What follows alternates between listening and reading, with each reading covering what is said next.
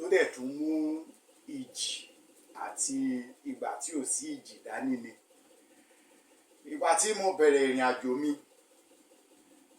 ó kọ́kọ́ ń da tó ń dùn tí mi ò mọ nǹkan tí wọ́n ń pè ní bóyá ìrírí tí mo mọ̀ ni pé mò ń rí màmá mi, mò ń rí bàbá mi.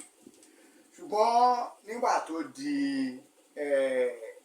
ọjọ́ kẹsàn-án oṣù kejìlá ọdún 1979, ìyípadà ńlá kan wọ ìdílé bàbá mi ní ọjọ́ tí màmá mi bẹ̀rẹ̀ àìsàn kékeré kan wà nínú oyún nígbà náà.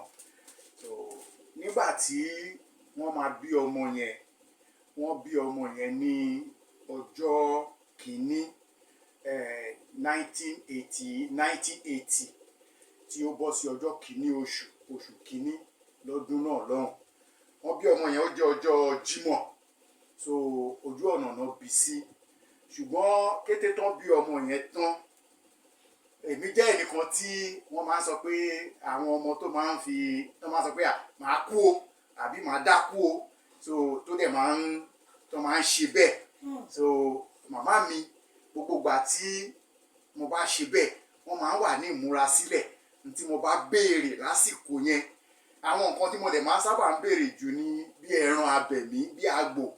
So màmá mi tètè máa ń ṣètò ẹ̀ torí tí bá sọ nǹkan tí màá fẹ́ ṣe nìyẹn. Bọ̀ ilé bàbá mi wọn kì í bí ọmọ méjì, ọmọ oró kan náà máa ń bí. Tí wọ́n bá dẹ̀ máa bí ọmọ yẹn ó gbọ́dọ̀ jẹ́ ọkùnrin. Wọ́n ṣe máa ń sọ pé ọmọ gúdúgúdú kan ni wọ́n, ọmọ ìyá àlù kan, agogo kan, ọ̀pẹ́ kan, ẹkùn kan, ọmọ ẹ̀kan ni. So ìgbà tó dórí bàbá tèmi, bàbá mi yí ìtàn yẹn padà. Àwọn bí ọmọ 30 tí ọkùnrin 12 wà nínú wọn. Ìgbà tí ó dé sáà kan, àwọn 11 nínú àwọn ọmọkùnrin yẹn wọ́n ṣaláìsí. Ó kù èmi nìkan gẹ́gẹ́ bí ọkùnrin lọ́wọ́ wọn, tí àwọn tó kù jẹ́ obìnrin. Ṣùgbọ́n ìgbà tí màmá mi fẹ́ bí ọmọ tán fi ṣaláìsí, ọmọ yẹn jẹ́ ọkùnrin. Màmá mi níjọ́ kẹta tán bí ọmọ yẹn, wọ́n ṣe aláìsí. Wọ́n kàn bẹ̀rẹ̀ àìsàn yẹn wẹ́rẹ́wẹ́rẹ́wẹ́rẹ́. Láàárín àìsàn yẹn ṣá, wọ́n jẹ́ Ọlọ́run nípè. So ọmọ tán filẹ̀ yẹn lẹ́yìn ìgbà táwọn náà pé 40 ọjọ́ tán fayé lẹ̀, wọ́n máa ń tó bá di lálẹ́, a máa ń gbóhùn ẹsẹ̀ wọn níbi tá a bá tẹ ọmọ yẹn sí. Ọmọ yẹn máa ké. Ṣùgbọ́n ọjọ́ tó pé 40 ọjọ́ gẹ́rẹ́gẹ́, ọmọ yẹn náà fi ayé lẹ̀. Jímọ̀ ni wọ́n adépégbà Jímọ̀ ni ọmọ yẹn ń jẹ́.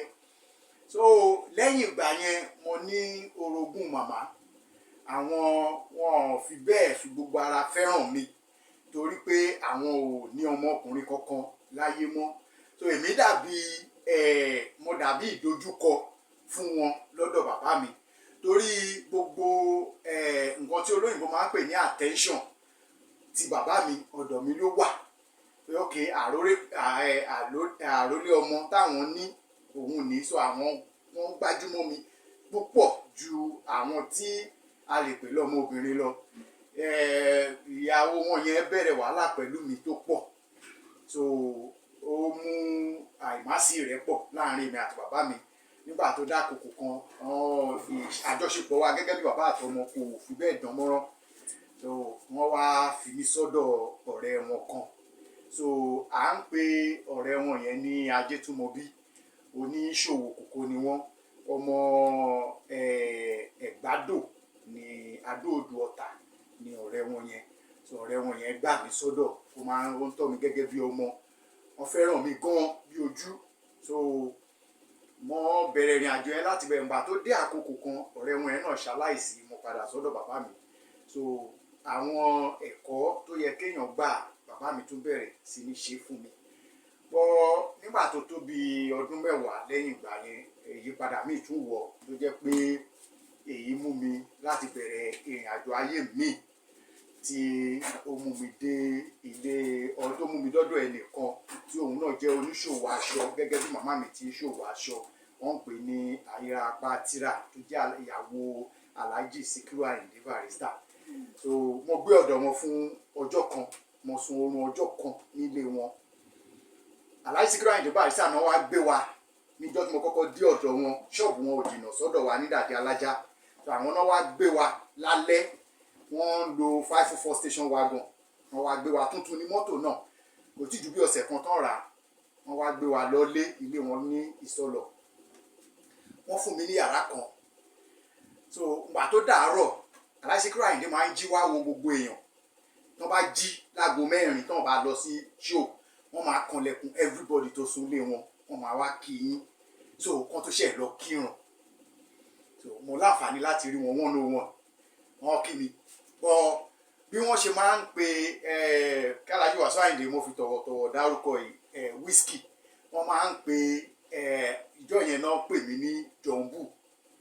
So Jọ̀ǹbù yẹn ó lójú àwọn èèyàn púpọ̀ tán lè sọ ń pẹ́ ju bọ̀dá Múfú apá tíra tó jẹ́ àbúrò àǹtí Ayíra apá tíra. So wọ́n wá sọ fún mi pé pé mi lè gbé ọ̀dọ̀ àwọn gẹ́gẹ́ bí ọmọ ọ̀dọ̀, ṣùgbọ́n àwọn máa mú mi bí ọ̀rẹ́, pé no matter what, pé àwọn rí pé ọjọ́ ọ̀la mi ó tóbi. Ibẹ̀ ni mo ti máa ń sọ pé Alhaji Sikiru Ayinde Barrister pé wòlíì ni wọ́n, wòlíì ni Alhaji Sikiru Ayinde Barrister, because wọ́n máa ní àǹfààní láti rí nǹkan tó ń bọ̀ níwájú àbí nǹkan tó máa ṣẹlẹ̀ lẹ́yìn àsìkò tí wọ́n bá yàn sọ̀rọ̀ yẹn. Ìgbà tó dàárọ̀, èmi àtàǹtà Ayíra la jọ lọ sí ṣọ́ọ̀bù.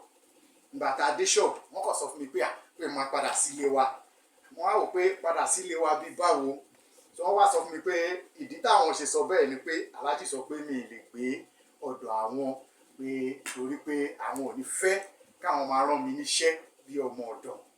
So mo padà sí ilé wa. Lẹ́yìn ìgbà yẹn. Owó tó rẹ́dí owó ti àti pé owó tó ti ẹ̀fẹ̀ lẹ́sàmọ́ náà sùn, yẹ ká jà ẹ lọ, owó tó ẹ̀fẹ̀, God bless you.